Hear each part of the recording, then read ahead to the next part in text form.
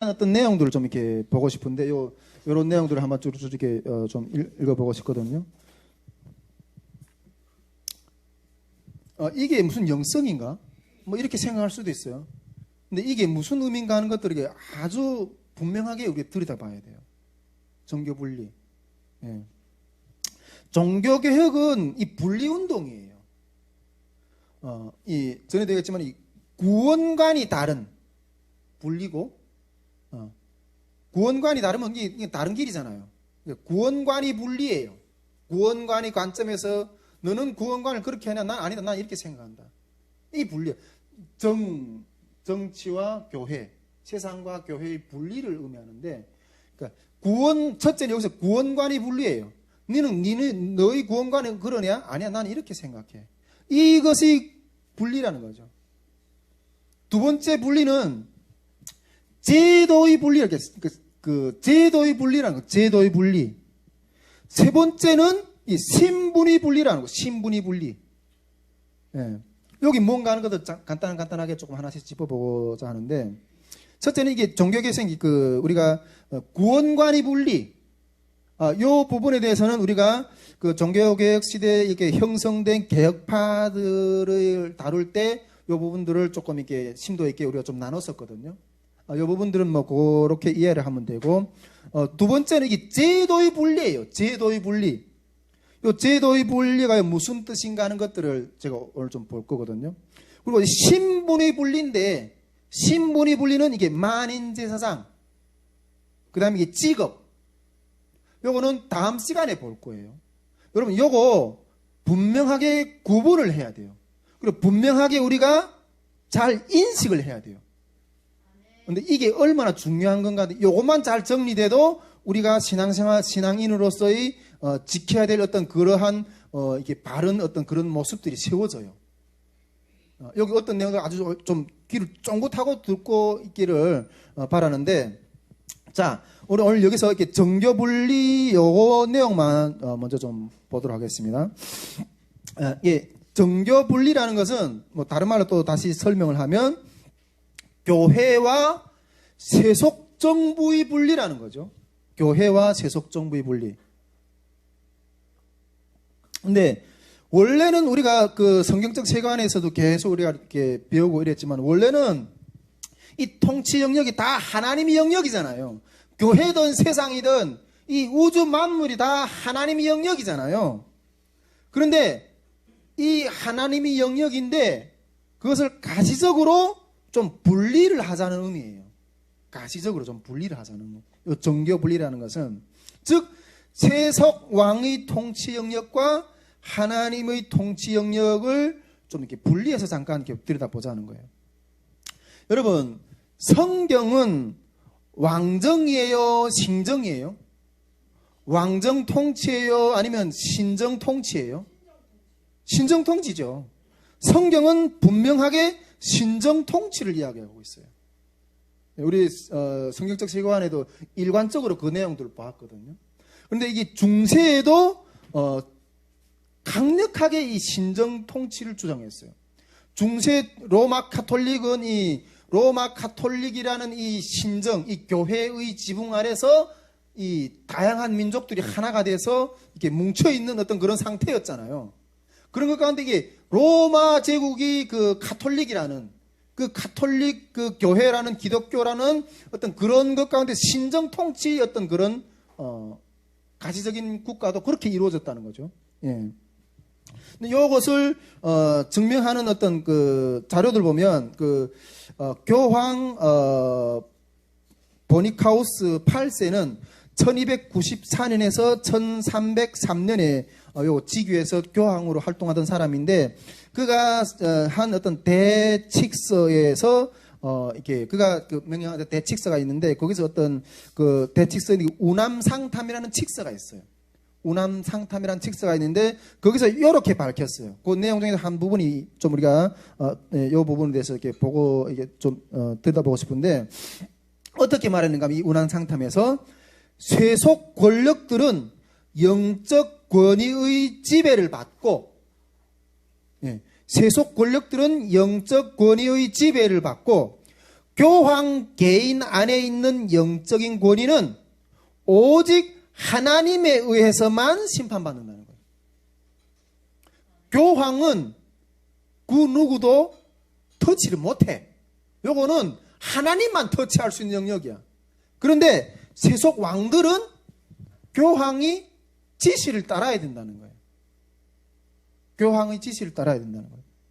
즉 이게 모든 제부 왕들은 교황에게 복종해요. 교황에 복종해요. 이 모든 제부 왕들은 교황이 해임할 수 있다는 거예요. 해임할 수도 있고 세울 수도 있고. 해임할 수 있고 세울 수 있는데, 그러나 교황은 하나님이 결정할 때까지 누구도 심판 못 한다는 거예요. 교황은.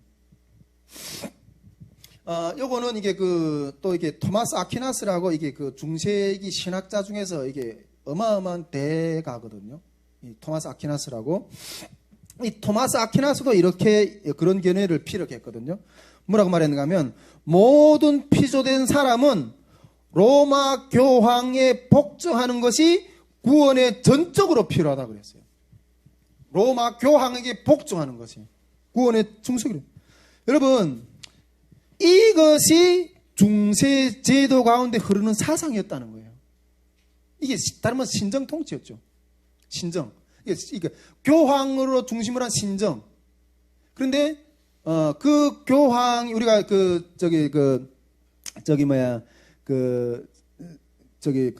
성경적 세관을 배울 때도 진짜 왕과 대리 왕의 관계를 계속 강조했잖아요.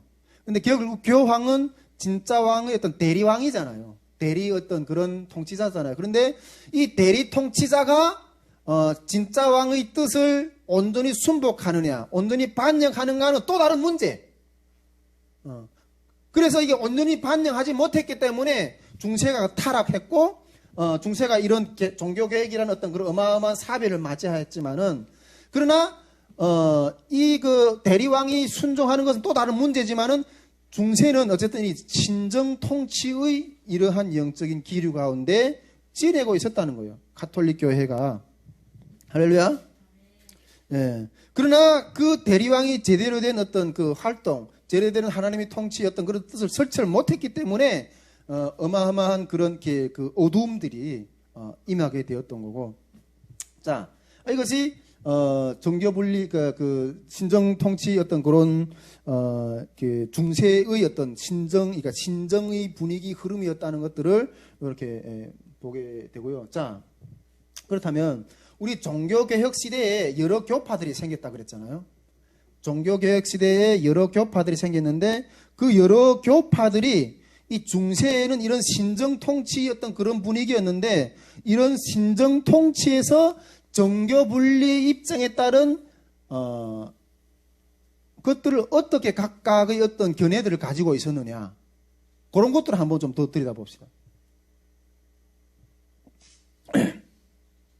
이 각파들, 이 종교 분리, 그 가톨릭, 루터교, 영국 성공회, 칼빈파, 제세례파, 이렇게 각파들이 그 종교개혁 시대에 이렇게 많이 등장했다 그랬잖아요. 근데 이 각파들이 그렇다면 이 그 종교 분리에 대한 입장을 어떻게 취하했는가 하는 것들이에요. 자, 그러면 이 각파들은 그 교회 형태들을 어떻게 주장했느냐? 가톨릭은 교회가 국가를 통치해야 된다. 신정 통치. 이제 말했던 그걸 주장했거든요. 그래, 이 루터교는 국가교회 형태를 취했어요. 이거는 요거보다는 조금 느슨하지만은 어쨌든 국가교회, 그런 형태를 취했거든요.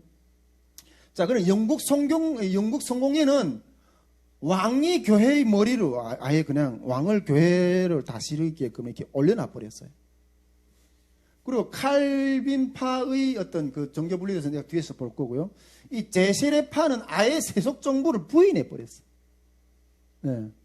그런데 후일에 이런 그 종교 분리의 관념을 가지고 있던 어떤 그런 그 교파들 가운데 그 교파가 그 지배하고 있는 사회 가운데 후일에 나타난 사건들을 우리가 보게 되면, 이 가톨릭의 어떤 종교의 어떤 그런 이 신정 통치관을 가지고 있던 사회에서 일어났던 현상들이 있어요.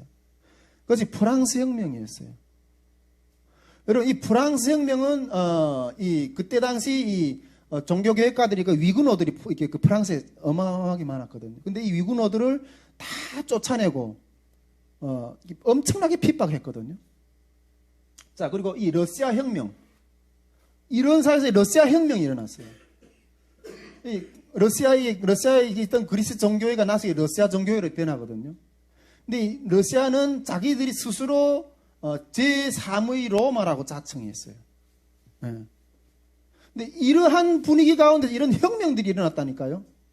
종교개혁이 일어났던 것처럼 이 썩은 어떤 그런 종교개혁 혁명이 일어났다. 그런데 자, 이 루터교는 루터교는 히틀러를 지지했어요. 그 유착한 어떤 그런 예속성이 남아 있거든요. 근데 이 영국 성공회나 그다음에 칼빈파의 어떤 이런 그 개신교적인 어떤 그런 교회에서 있었던 그런 가운데 일어났던 것은 이게 경건주의 운동, 복음 운동이래. 혁명이 일어난 것이 아니라 복음 운동이 일어났어요. 나중에 1, 2, 3, 4 이게 그 대각성 운동들, 이런 그 유럽에서, 영국에서, 미국에서 이런 운동들이 일어났거든요. 이 시스템에서 이런 혁명이 일어났다는 거예요. 이런 시스템에서는 복음주의 운동이 일어났다는 거예요. 제가 그 신대원 졸업 논문이 이 시스템과 이 시스템이 비교예요. 네, 졸업 논문이. 이 시스템 비교해서 왜 이런 시스템에서는 이런 혁명이 일어날 수밖에 없느냐. 이 혁명의 힘과 복음의 힘은 과연 뭔가. 이걸 분석한 것이 제 졸업 논문의 어떤 그 내용이거든요. 네. 이 가톨릭은 이 상황 본질을 보면 이게 그 왕권과 이 교황권이 이 어마어마한 다툼, 네, 왕권과 교황권이 그 어마어마한 다툼이 쉴 새 없이 이렇게 진행이 됐어요. 쉴 새 없이. 특히 대두된 문제가 뭔가 이게 서임권 논쟁. 서임권 논쟁이라는 이야기 들어봤어요? 그 중세교회사 들어보면 이게 서임권 논쟁이 이렇게 있거든요. 이거는 교직 임명권이거든요. 오늘날 우리가 목회자를 임명하는 거. 예. 중세 시대에 있던 이게 뭐 주교라든가 뭐 이렇게 이런 이게 그 교황이라든가 추기경이라든가 이런 사람들을 성직자들을 임명하는 요 임명권이거든요. 예. 이게 중세는 이게 그 신정 통치기다 이 임명이 이 그 주교나 교황이 다 다스리잖아요. 근데 이거 누가 임명하는가에 따라서 이것도 엄청난 큰 좌우지하는 어떤 권력인 거예요. 근데 이걸 이렇게 서임권 논쟁이라고 그래요. 이 교직 임명권이 교황에게 있느냐, 왕에게 있느냐. 이 싸움을. 예. 이 싸움을 어마어마하게 했어요. 그러다 이게 나중에 어마어마하게 하다가 나중에 정리되는데 1122년에 보름스 정교 협약을 해요. 정교 협약을. 교회와 정치가 이렇게 그런 가들이 협약을 해요. 그런데 협약을 하면서 어떻게 정리를 했는가 하면 왕은 임명권을 수여하고 교황은 성직권 상직물을 수여하는 어떤 이렇게 우리 목회자 안수를 받으면 이렇게 목회 안수 패를 받잖아요.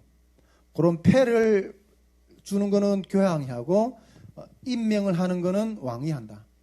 이게 서임권 논쟁이거든요.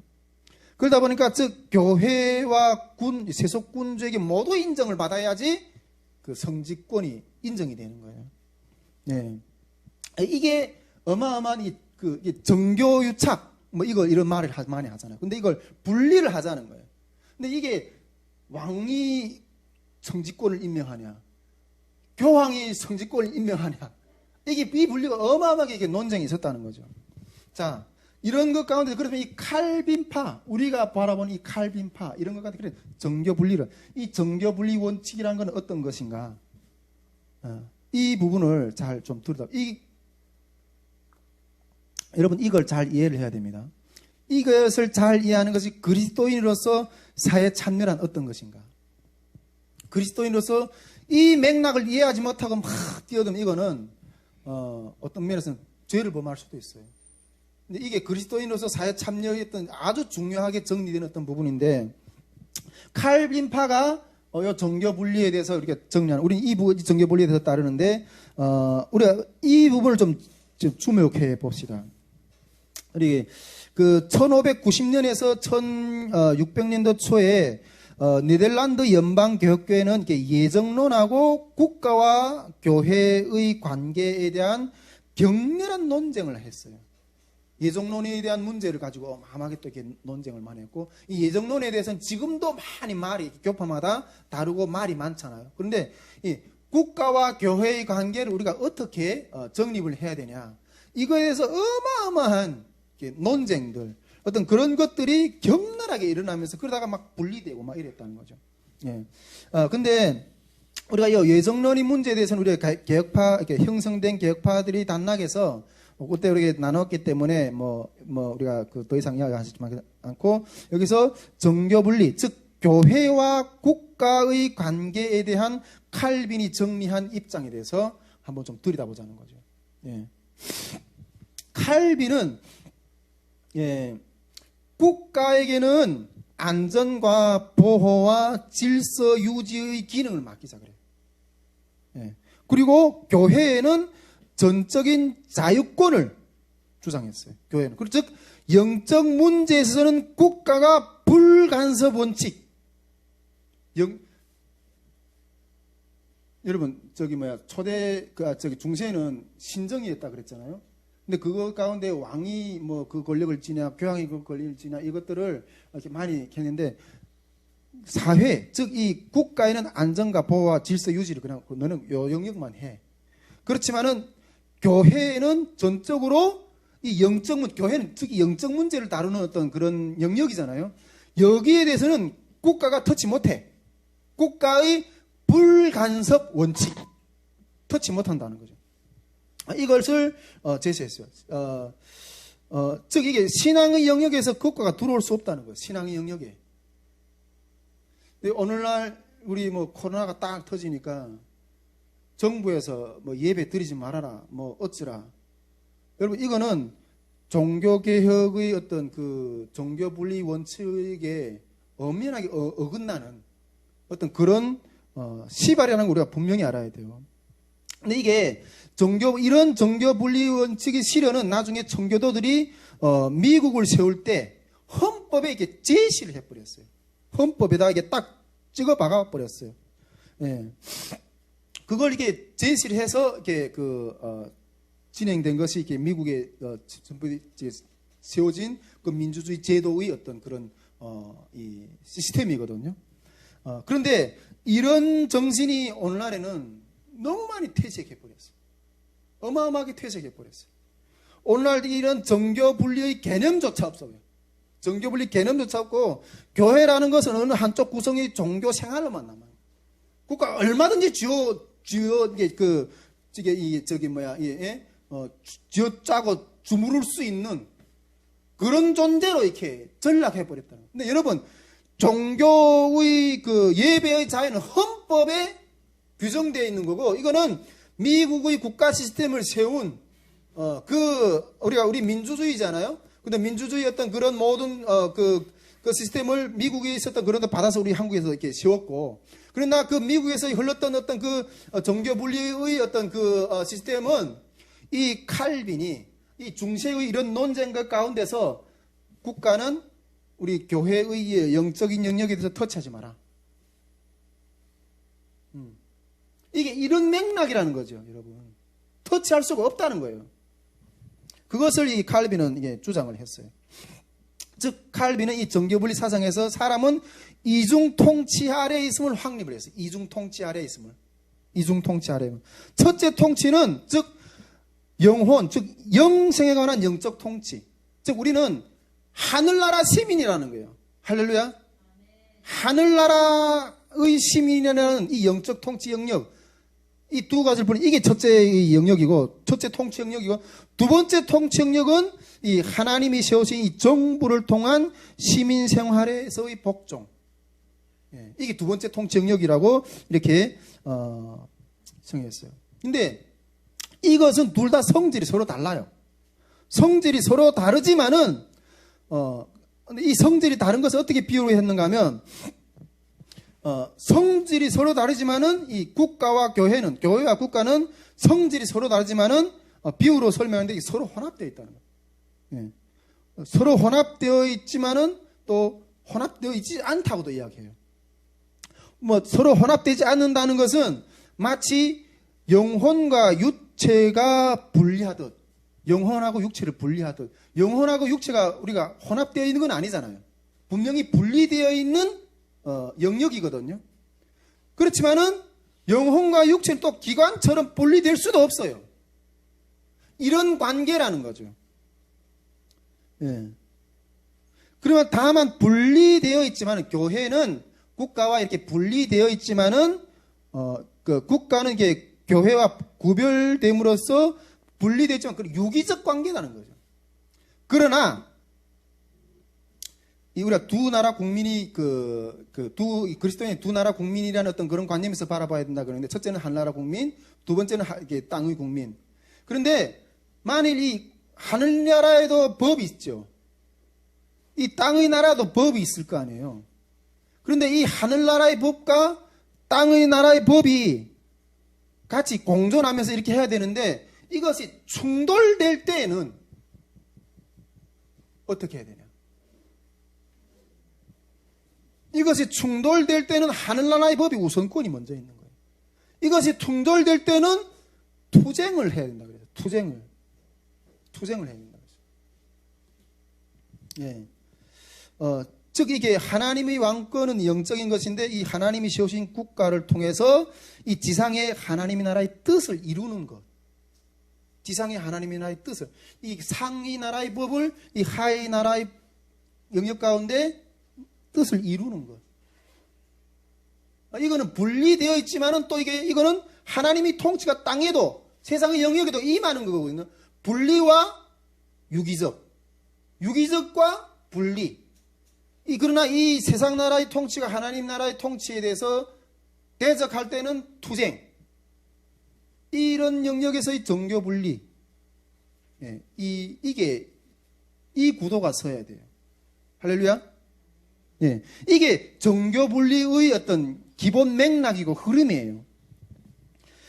중세의 교회 사상도 신정이었고, 이 칼빈이 내놓은 어떤 이 칼빈주의 어떤 정교 분리도 이것도 다른 말로 하면 이건 또 다른 말로 정교 분리라고 이야기했지만 이것도 신정이에요.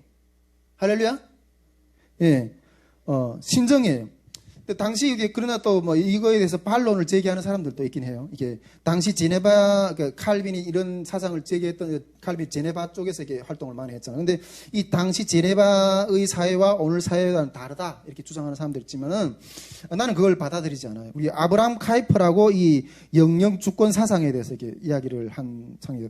하나님은 모든 영역에 주권을 가지고 있다는 거죠. 예, 이 부분을 했는데. 여러분 우리가 그 성경에 우리가 성경적 세관을 이야기할 때 우리가 두 왕권 사상을 계속 이야기를 했잖아요. 두 왕권 사상. 저는 이게 딱 오면서 내 마음의 영성으로 딱 자리 잡게 되더라고요. 내 마음의 영성으로. 이 영성이 이 정교 분리하지만은 정교 분리의 어떤 그런 영역이지만은 신정의 통치의 이 영역이라는 어떤 이 그 종합적인 어떤 그런 이 그 정리가 내 마음에 딱 들어오니까. 이런 그 구도가 내 신앙 가운데 딱 세워지다 보니까 이 나를 이게 뚜벅뚜벅 앞으로 걸어가게 하는 힘을 주더라고요. 이 영성이. 뚜벅뚜벅 걸어가게 하는 힘을 주더라고요. 여러분, 이 신정을 인식하는 것, 이것은 나에게 엄청난 확신을 주었어요. 그래가지고 제가 여기에 그냥 모든 것을 올인해요. 모든 것을. 얼마나 우리가 많이 방황했어요. 중국에서, 북한에서, 중국에서, 한국에서. 한국도 마음 붙일 곳이 없어서 또 유럽으로. 예, 탈북민들이 그 살길 찾아 흘러가는 어떤 그런 삶의 행렬들이잖아요. 그러나 어디에도 마음을 둘 곳이 없어. 어디에도. 예. 북한에서 우리 탈북민들하고 뭐라 그래요? 변절자라고 그래요. 변절자. 예. 무엇으로 답을 못해. 그런데 신정, 하늘나라의 시민이라는 인식이 딱 들어오는 때부터 이 방황이 확 멈춰버렸어. 나는 1차적으로 하나님 나라의 백성이라는 거죠. 이 세상 나라는 남북으로 찢어져 갈라져 가지고 이렇게 지급하고 있지만은 나는 이 하나님의 나라의 백성으로서 그것이 나의 그 정체성이고 아이덴티티고 그것을 가지고 그 문제에 답을 주는 이 분단족이 하나님 나라의 사명자로 태어나야지. 그것에 대한 소속감이 없으면 이 땅에 대한 소속감은 어디서도 찾을 수가 없어요. 이 관이 딱 설 때 내 삶이 그냥 앞을 향해서 뚜벅뚜벅 걸어갈 수 있는. 전에는 이 막 흔들려가지고 막 이랬는데, 여러분, 히브리서 11장에 봐요. 수많은 사람들이, 믿음의 선진들이, 그 하늘나라의 그 본향을 향해서, 이 땅의 나그네 삶을 가볍게 여기고, 이 땅의 나그네 삶을 다 돌리고, 그 본향을 향해서, 본향으로 가는 시민들입니다, 우리가. 할렐루야. 정교 분리의 어떤 그런 맥락의 흐름 가운데 이 기름 부으심이 임해야 돼요. 이 어떤 정립이 딱 돼야 돼요. 그러면 어디에도 흔들리지 않아요. 미국 사람을 앞에다 갖다 놔. 천사라도 앞에다 갖다 놔봐요. 천사도 훈모한다 그래서 우리들의 삶을. 흔들리지 않아요. 제가 한 가지 이야기만 좀 잠깐 하고 이렇게 마치려고 하는데, 요즘에 어떤 친구하고 대화를 했어요. 얼마 전에 이렇게 제가 늘 중국에서 같이 이렇게 막 뒹굴던 그런 친구들하고 아직도 교제하는데, 그 친구가 대화를 하는데, 이 친구가 종종 내 설교를 많이 듣는가 봐요. 예, 형님 목회 하시고 설교하는데 내가 열심히 들어봐야지. 초시기는 많이 듣더라고요. 많이 듣는데 나중에는 재미없다고 안 듣는 거예요. 이게 하는 말이 뭔가 하면, 왜 형님이 설교는 그렇게 두루뭉실한가 해? 왜 두루뭉실하다는 거예요? 두루뭉실하게. 좀 딱 부러지게 좀 하면 안 돼요. 딱 부러지게. 응? 똑 부러지게 좌면 좌, 우면 우. 이거 막, 이게 이 친구 아직까지도 세상적인 어떤 그런 가치관이 확 많이 잡혀 있었어요. 좌면 좌, 우면 우. 그냥 딱 부러지게 뭔가 확 하지 않고 그냥 두루뭉실하게. 무슨 어떤 게 잘 이해를 안 해요. 내가 그 친구한테 그랬어요. 네가 주목하는 가치하고 내가 주목하는 가치가 달라. 네가 중히 여기는 그런 가치하고 내가 중히 여기는 가치하고 다르다는 거예요. 너는 어떤 것을 중시하는지 모르겠지만 난 영혼 구원을 중시하게 여긴다. 영혼 구원을. 그것을 얻기 위해서 내 의견을 잠시 내려놓고 기다리는 것뿐이다. 나는 그렇게 이야기했어요. 여러분, 앞에서도 이야기했지만 우리는 이중국민입니다. 이중국민. 첫째는 하나님 나라 국민, 두 번째는 세상 국민. 하나님의 나라는 이렇게 정치적인 싸움이 없어요. 할렐루야. 예, 근데 이 세상 나라는 죄로 인해서 파괴되었어요. 원래 이 하나님이 창조하신 아무 죄도 없고 에덴과 같은 그 동산이 죄로 인해서 파괴됐다는 거죠. 이 파괴된 것들을, 좌우, 자본주의 진영, 사회주의 진영, 각종 어떤 이런 진영들을 날려서 파괴된 이런 상황인 거예요. 여러분, 그리스도인은 1차적으로 하나님의 백성이에요. 하나님의 백성은 세상 나라에서 하나님의 나라를 재회복하는 것이 하나님의 목적인데, 그것이 봉사를 해야 돼요. 그리스도인은. 예. 이 기준으로 2차적 국가의 이 나라 속에서 실체를 모르는, 본향의 실체를 모르고 이 세상 나라 속에서 그냥 헤매고 있는 영혼들을 하나님의 나라로 인도하는 것, 그것이 목표이고 그것이 사명이에요. 그리스도인은 이것이 하나님의 나라의 백성의 1차적인 본분이에요. 이게 할렐루야. 내가 뭐가 1차적인 본분이고 뭐가 2차적인 본분인지 분석도 못하고 분간도 못하면서 이게 막 어떤 사회 문제에 뛰어들고 막 이러면 안 돼요. 그건 하나님 앞에서 죄를 범하는 거예요. 하나님이 바라보시는 목적은, 하나님이 세상을 바라보는 목적은 재회복이에요. 재회복. 이 재회복을 목적으로 하지 않는 영역에서는 정치적인 영향력밖에 이렇게 일어날 수밖에 없거든요. 정치적인 영향력과 그것에 대한 더 강력한 욕구가 막 더 끓는 거예요. 더 끓는 거예요. 그러나 이 그리스도는 이 재회복의 목적을 위해서 좌편이든 우편에서 좌편에 우편에 서서 싸우기보다는 영혼을 얻기 위해서 동의하지는 않지만은 영혼을 얻기 위해서 동의하지 않지만은 생명까지도 주면서 정치판에 뛰어들어 봐요. 서로 이 목숨 노름이라니까요. 그 영혼을 얻기 위해서 동의하지는 않지만은 생명까지 내주면서 생명까지 내주면서 영혼 구원을 선택한다는 거죠. 여러분 스데반 보세요. 돌에 맞으면서도 하나님 저들을 용서해달라고 그렇게 외쳤어요. 그런데 이게 기본적인 전제예요. 할렐루야. 이게 하나님 나라에서 그리스도인이 첫째는 기본적인 전제고, 그럼에도 불구하고 이런 그리스도인들이 투쟁할 때가 있어요. 앞에서도 이야기했지만은 이런 그리스도인도 투쟁하는 어떤 시점이 오는데, 그것은 세상 나라가 하나님의 나라를 대적할 때 싸우는 거예요. 뭘 대적해요? 요즘 이게 동성애, 뭐 요즘 같은 이 예배를 터치하게 들어오고, 신앙의 자유를 터치하게 들어오고, 나중에 법이 따로 이렇게 하면 동성애 나중에 그 목사님들이 성경을 말씀대로 전하지 못할 때가 올 거예요. 이런 것들에 대해서 이 교회의 영역에 대해서 침입하려고 할 때 그리스도인이 싸워야 됩니다. 여러분, 프로테스탄트 종교개혁가들을 보고, 이런 종교개혁을 우리가 이야기했죠. 이 종교개혁가들을 보고 프로테스탄트라고 부른다 그랬잖아요. 프로테스탄트라는 거는 우리가 전 시간에 이야기했잖아요. 투쟁하는 사람이에요. 싸우는 사람이에요.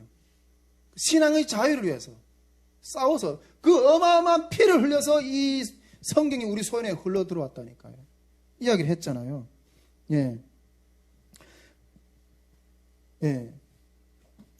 교회는 국가는 교회 영역에 간섭할 수가 없어요. 교회는 국가의 상위의 개념이에요. 다시 말하지만은 하나님의 나라는 세상의 나라의 상위의 개념이에요. 여러분, 이 개념이 탑재되지 않으니까 신앙이 힘이 없어.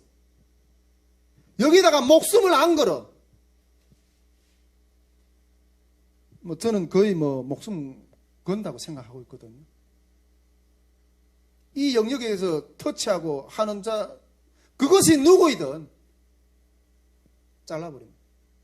그것이 누구이든, 사회이든 국가든 가정이든 가족이든, 그것이 누구이든 이 영역에 대해서 침범하는 것에 대해서는 싸워야 되는 거예요.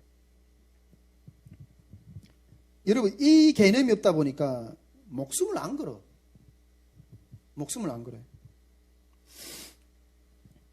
이 개념이 탑재돼야 돼요. 이 정교분리. 근데 우리가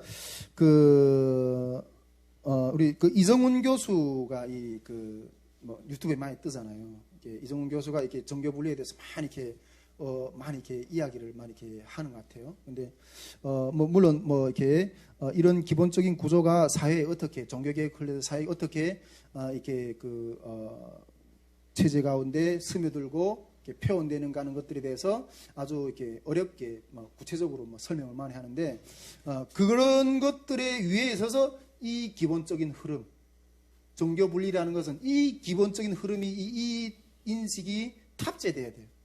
할렐루야. 오늘 여러분 아까 그래서 오늘 그 종교개혁 시대의 영성에 대해서 오늘 두 가지만 봤어요. 첫째, 설교. 여러분, 기도만 영성이다. 이것도 우리가 어마어마한 영성이지만은, 그리고 또 다른 부분들이 영성들을 해결되지만, 이 말씀을 읽고 또 하나님 말씀을 해석하는 이 설교를 잘 이렇게 우리가 듣는 거, 이것만 잘해도 절반은 먹고 살아요. 이게요. 말씀이 토대 위에. 그리고 세상 나라와 하나님의 나라에서 내가 어떤 위치에 서 있는가, 이 분리와 유기, 이 유기적인 연합, 이 부분에 대한 어떤 분명한 어떤 그런 것들을 내가 1차적으로 선택해야 될 것이 무엇인가, 하나님이 무엇을 기뻐하시는가, 그 뜻이 무엇인가, 그것을 먼저 해석한 다음에 그것을 가지고 사회 문제에 참여하세요. 할렐루야. 그것이 해석하기 없는 것 가운데 사회 문제 참여는 오히려 하나님이 뜻을 거스리는 것일 수 있어요. 이런 부분들을 좀 말고 다음 시간에 우리가 만인제사장, 직업, 이것도 어마어마한 그 실천.